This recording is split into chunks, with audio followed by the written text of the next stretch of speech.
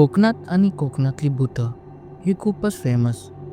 मला आठवतंय, जेव्हा पण मी सुट्टीत मामाच्या गावाला जायचो, आम्ही सगळी भावंडं रात्रभर बसून एकमेकांना भूतांची गोष्ट सांगत असो. प्रत्येकजण त्यांनी ऐकलेले, त्यांनी वाचलेले आणि काहींनी अनुभवले हे प्रसंग सांगत असायचे. आम्ही घरातल्या खोलीत बसून हा कार्यक्रम करत असो. तसेच आमच्या गोष्टी ऐकून आजोबा, आजी तसेच शेजाऱ्यातले घरातली कोणी त्यावेळी तिथे बसलेले असतील, तो व्यक्तीही त्याचा अनुभव सांगत असे. मग गोष्टी खूपच रंगायच्या आणि ऐकायला अजून मजा यायच्या. असंच एक दिवस आजीने आम्हाला सांगितलेली एक गोष्ट मला चांगलीच आठवते. ती अशी की माझे आजोबा त्या काळी कामानिमित्त मुंबईला असायचे. तेव्हा आमचं गावाचं घर खूप मोठं होतं, शाळेचे वर्ग भरतील एवढे. पण घरात मात्र तेव्हा आजी, पप्पा आणि काकाच राहायचे. पप्पा आणि काका खूप लहान होते. तेव्हा शेजारची मुलगी आजीसोबत रोज रात्री झोपायला येत असे. घड्याळही नव्हते, त्यामुळे नक्की किती वाजले हे कळणंही कठीण. आमच्या घराच्या पाटल्या दाराला एक आंब्याचे झाड होते. खूप उंच, खूप आंबे धरायचे त्या झाडाला आणि ते खूप गोडही असायचे. त्यामुळे वाडीतल्या सगळ्यांची नजर त्या झाडाकडे असायची. पण आजी उठेपर्यंत खाली पडलेले आंबे कोण ना कोणतरी घेऊन जात असे. मग तिला खायला मिळायचे नाहीत. म्हणून एकदा तिने पहाटे पहाटे उठून आंबे गोळा करावे असे ठरवले. ती तशी लवकर उठली आणि खिडकीतून बाहेर बघितलं तर तिला उजळलंय असं वाटलं.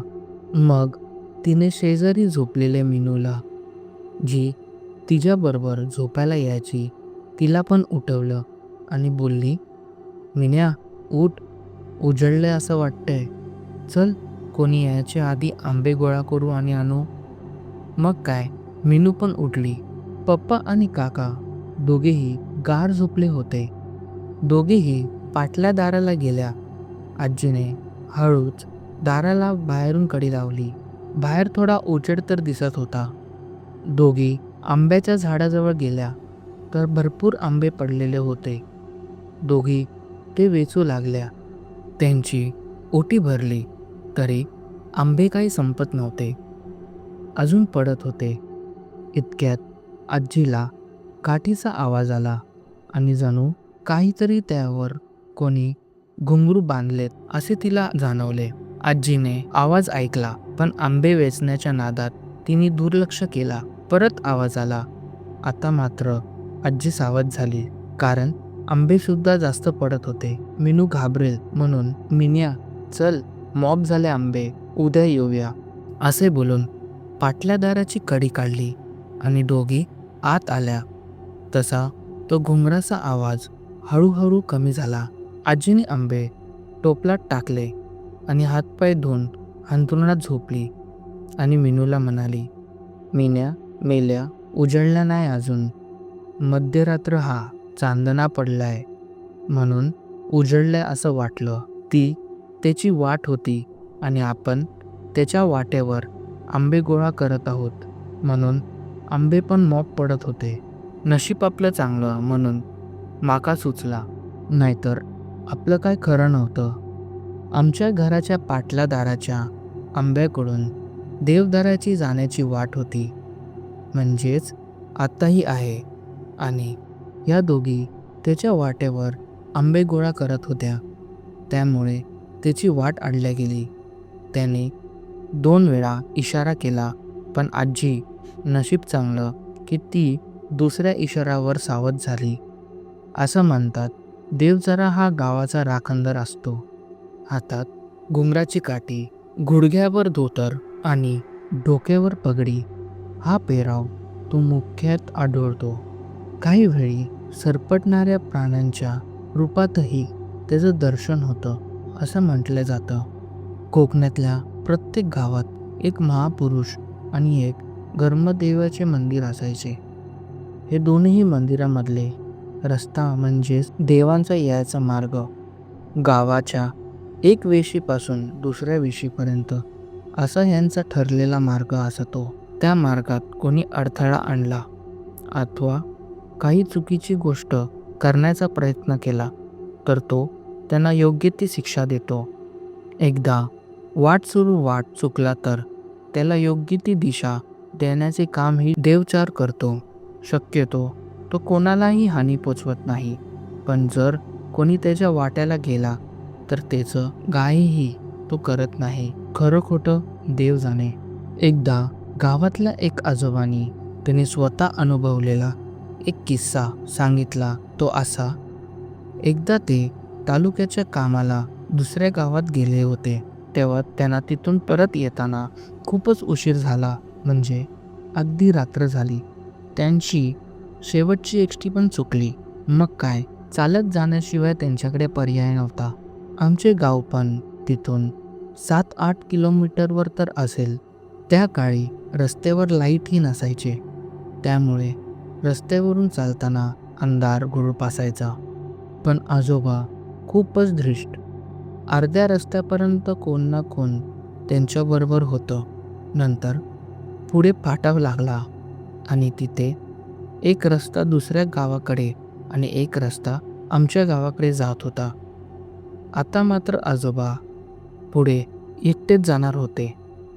त्या फाट्यापासून थोडे अंतर चालत असताना त्यांना अचानक पावलांचा आवाज आला. जणू काहीतरी कोणीतरी त्यांचा पाठलाग करत आहे. पण आजोबा त्या आवाजाकडे लक्ष न देता चालतच होते.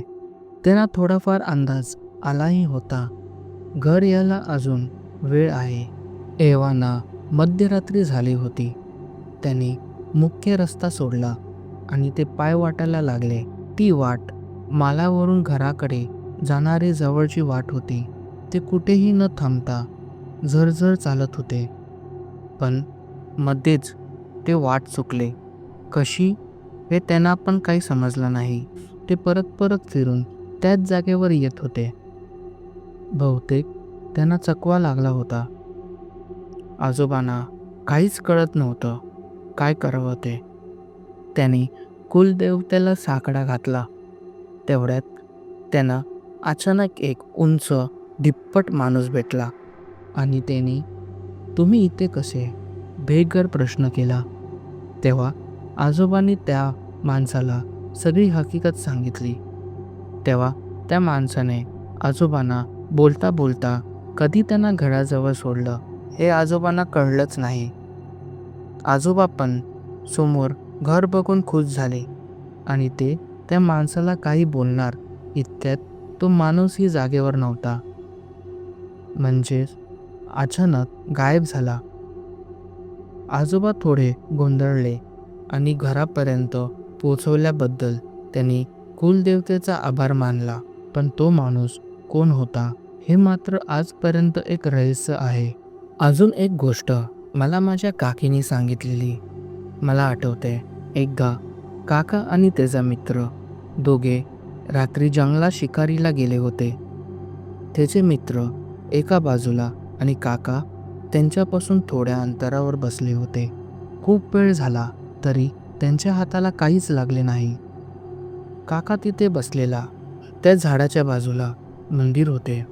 त्यांना जाताना त्या मंदिराच्या बाजूला कोणतरी दिसले, पण काकांना वाटले पुजारी असेल, म्हणून त्यांनी दुर्लक्ष केले.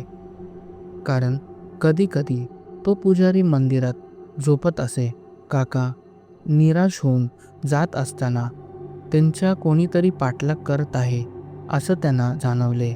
काही वेळाच तो माणूस उंचीने मोठा होत आहे असं त्यांना भास झाला. तर काका न थांबता चालतच राहिले. थोडं अंतर चालल्यावर तो माणूस अचानक थांबला आणि काकांना म्हटला, "इथे इतक्या रात्री परत कधी फिरकू नकोस," आणि गायब झाला. त्याने काकांना काहीच केले नाही, पण कदाचित काका जिथे बसलेले ती त्याची जागा असेल. त्याची ठराविक वेळ ही असू शकते आणि काका तिथे त्याच्या त्या वेळेत त्याच्या जागेवर होता. त्याला ते आवडलं नसेल आणि म्हणून त्यांनी काकांना घाबरवायचा प्रयत्न केला. पण काका घाबरले नाही. ते चालतच राहिले. त्यांची हद्द पण काही अंतपर्यंत होती व असे काका त्याच्या अगदीच बाहेर गेले. तशी त्यांनी काकांना समज दिली. असे काका म्हणाले होते, देव जाणे तो माणूस कोण होता, पण त्याच गावात तो रहस्यमान उंच माणूस परत एकदा दिसलेला. म्हणजेच झालं असं की त्या गावात डोंगरावर एक तळ आहे. छोट्या छोट्या झळ्यामुळे नेहमी भरलेला असतो. असेच एकदा गावातली 3-4 मुलं तिथे संध्याकाळी आंघोळीला गेली होती. ती अंधार पडायच्या आत घरी सुद्धा आली. पण घरी आल्यावर एकाला आठवलं की तो त्याचे घड्याळ तिथेच विसरला. तोपर्यंत रात्री झाली होती. त्यापैकी एकाकडे रिक्षा होती. त्या रिक्षातून परत त्या जागी निघाले. रिक्षात सगळ्यांची मस्ती चाललेली. पण अचानक अर्ध्या रस्त्यात आल्यावर त्यांना त्यांच्या रिक्षासमोर एक उंच माणूस गेल्याचा भास झाला आणि काही काळाच्या आत तो गायब झाला. जो रिक्षा चालवत होता त्याने त्याला स्पष्ट बघितले, पण काही न बोलता तो रिक्षा चालवत राहिला. मग जेव्हा ते सगळे त्या तळ्याजवळ राहिलेले घड्याळ घेऊन घरी आले तेव्हा एकमेकांना त्यांनी रस्त्यात बघितलेल्या माणसांबद्दल विचारले. तेव्हा अजून एकाने मी पण बघितले दुजोरा दिला. कोण असेल ना तो उंच माणूस?